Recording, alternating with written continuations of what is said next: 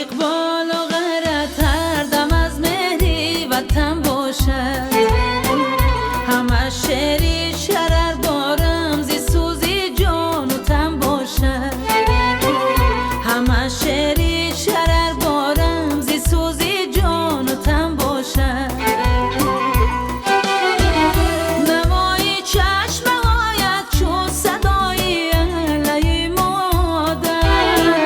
نوای چشم هایت چون صدای علی مادر.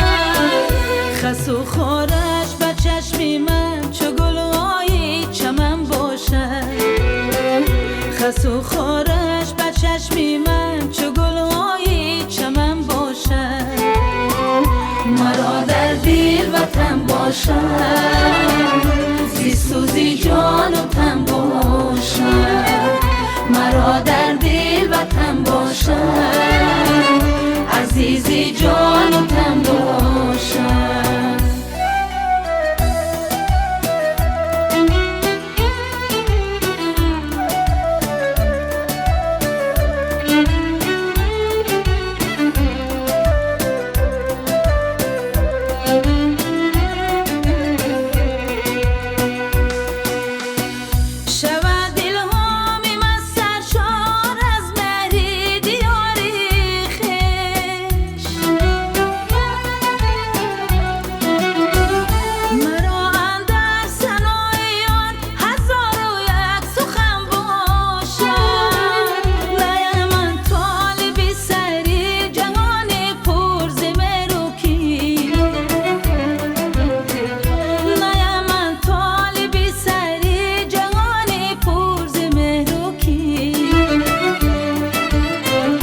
برایم بهترین ملکی جهان تنها وطن باشد.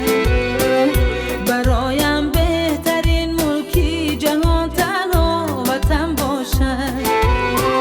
مرا در دل وطن باشد. زی سوزی جان و تن باشد. مرا در دل وطن باشد. عزیزی جان و تن باشد.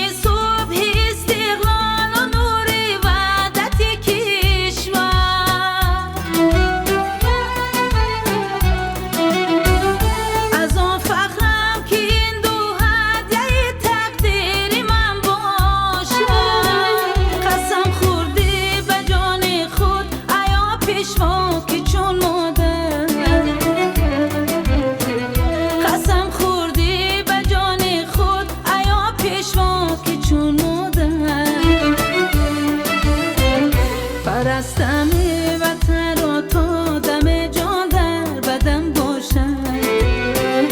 پرستم این وطن را تا دم جان در بدن باشد. مرا در دل وطن باشد. زی سوزی جان و تن باشد.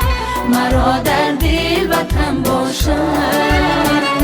عزیزی جان و تن باشد. مرا در دل وطن باشد. عزیزی جان